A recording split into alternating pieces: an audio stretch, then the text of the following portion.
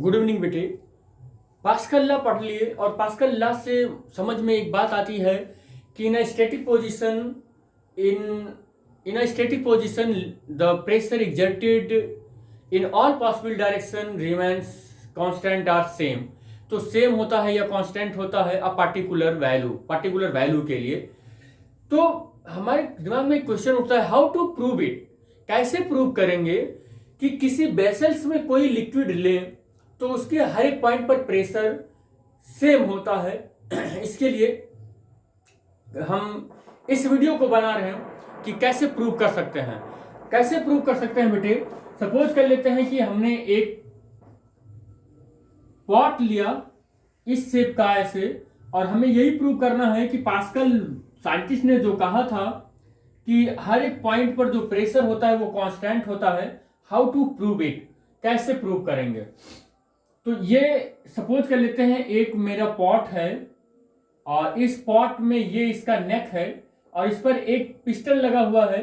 This piston is slide over the neck freely without any friction.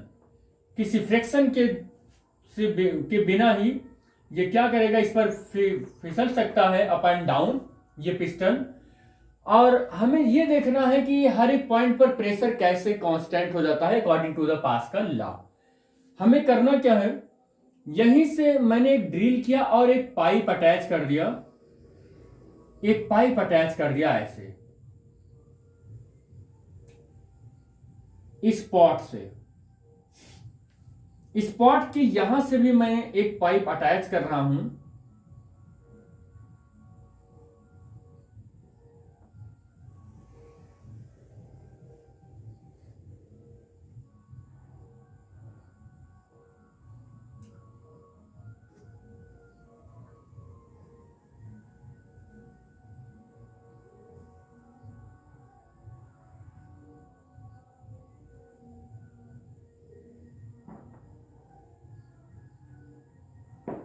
ये इस तरीके से ये पाइप हो गया बेटे। और इजीली हमें कौन सा लिक्विड हमारे आसपास मिल जाता है। तो हम लोग मोस्टली देख लेते हैं कि हमारे आसपास जो लिक्विड मिलता है वो वाटर होता है। तो हम यहाँ पर इसलिए इसमें वाटर फिल कर लेते हैं और पास्कल लॉ का एक्सपेरिमेंट देखते हैं कि क्या इन रियलिटी इसमें जो प्रेशर होता है वो हर एक पॉइंट पर सेम होता है कि नहीं होता है। एक इसके बीच से भी एक हम पाइप ले लेते हैं और इसमें हम वाटर फिल कर लेते हैं। और वाटर जो फिल कर लेते हैं बेटे, सपोज कर लेते हैं कि इस लेवल तक, यहां तक वाटर फिल कर लेते हैं। ये इस लेवल तक वाटर फिल कर लेते हैं इस ट्यूब में। तो इस ट्यूब में क्या, इस पॉट में फिल करेंगे ना तो पूरे ट्यूब में फिल हो जाएगा बेटे। और this is the continuous mass distribution. It means एक ऐसा लिक्विड लें जिसमें कोई मिक्सचर ना हो और उसकी डेंसिटी हर एक पॉइंट पर, हर एक मतलब मॉलिक्यूल कह सकते हैं कि ट्यूब में उसका सेम होना चाहिए। क्योंकि अगर इसमें कुछ मिक्सचर हो गया तो अलग अलग लिक्विड की अलग अलग डेंसिटी होते हैं और अलग डेंसिटी प्रेशर पर डिपेंड करता है, तो उसका अलग अलग प्रेशर हो जाएगा। तो हमें कोई एक ऐसा लिक्विड लेना चाहिए जो किसी का मिक्सचर ना हो और उसकी डेंसिटी हर एक पॉइंट पर ताकि सेम आ जाए। तो मैंने एक लिक्विड ले लिया और लिक्विड को इस फ्लास्क में भर लिया। तो भरने के बाद देखा कि वो लिक्विड इस ट्यूब में भी हो गया है। ये इस तरीके से यहां तक इसमें लिक्विड हो गया। 1 2 3 4 5 इसमें ट्यूब लगे हुए हैं। थोड़ा सा मैं इस पिस्टन को डाउनवर्ड डायरेक्शन में यहां पर प्रेस कर देता हूं। डाउनवर्ड डायरेक्शन में मैं प्रेस कर दूंगा तो ये जो लिक्विड है ये नीचे प्रेस होगा। जब ये नीचे प्रेस होगा बेटे तो इस लिक्विड, इन सब में क्या होगा, लिक्विड की जो वैल्यू होगी इन सब में वो थोड़ा सा ऊपर हो जाएगा। वो सपोज कर लेते हैं इतना ऊपर हो गया। भाई इस पिस्टन को आप प्रेस करोगे तो इन सब में क्या हो जाएगा, लिक्विड का लेवल थोड़ा सा ऊपर हो जाएगा। और इतना ऊपर हो गया। तो ये इतना ऊपर हो गया, ये ऊपर हो गया। तो हमने क्या लिया कि स्केल लिया, और स्केल लेने के बाद सबकी डिस्टेंस को जिस जिस ट्यूब में जितना वाटर ऊपर हुआ था इसको मेजर किया। सपोज कर लेते हैं कि इसको मेजर किया तो y आया, इसको मेजर किया तो भी y आया, और इसको मेजर किया तो y सेंटीमीटर ये भी आया, और इसको मेजर किया y सेंटीमीटर ये भी आया, इसको मेजर किया इस वाले को तो भी y सेंटीमीटर आया।